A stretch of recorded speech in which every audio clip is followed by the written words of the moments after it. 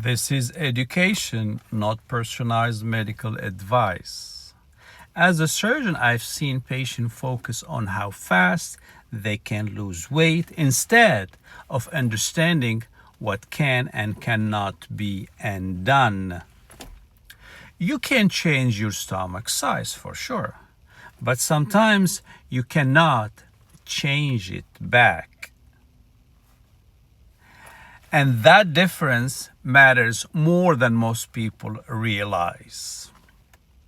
Stay to the end because the biggest misconception about a reversible procedure might surprise you.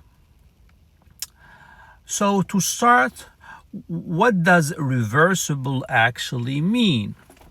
Reversible means the anatomy can be restored close to normal.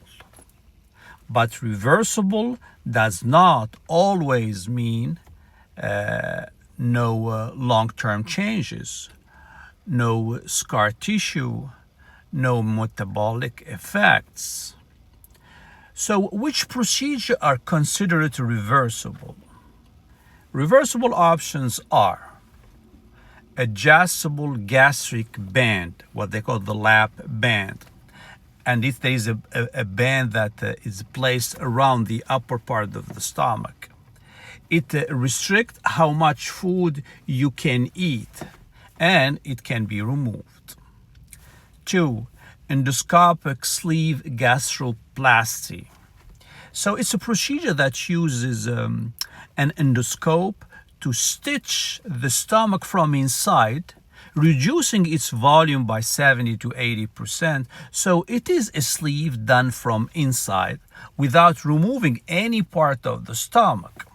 The key point here is reversible refer to structure, not always outcome. Now let's talk about irreversible. Irreversible procedure, sleeve gastrectomy.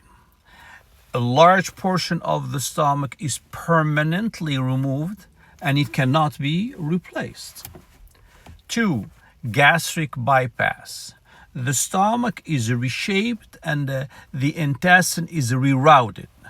While revision are possible, anatomy is permanently altered.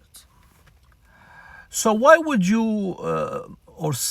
somebody choose irreversible?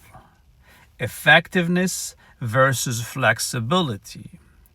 Irreversible procedures generally offer greater average weight loss, stronger metabolic changes, better diabetes improvement.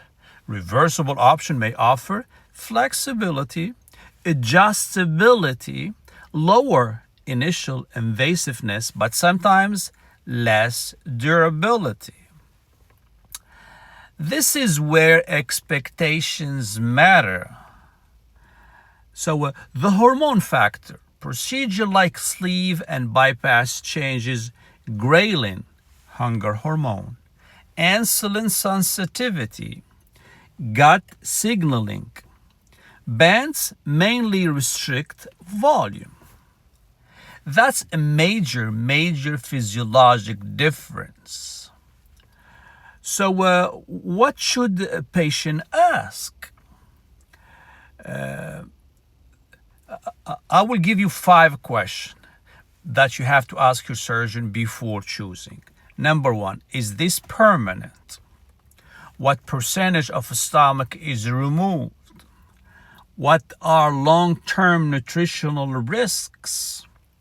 What happens if this fails? Can it be revised safely?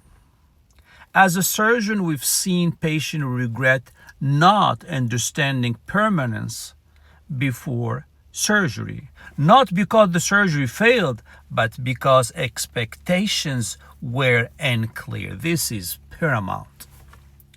Marketing often highlights the speed of weight loss, but long-term success depends on behavior, follow-up, nutritional compliance, and realistic expectation. No procedure replaces discipline. If you have to choose flexibility or maximum weight loss, comment flexibility or results, the word results. And if you think healthcare in America needs to change, hit follow.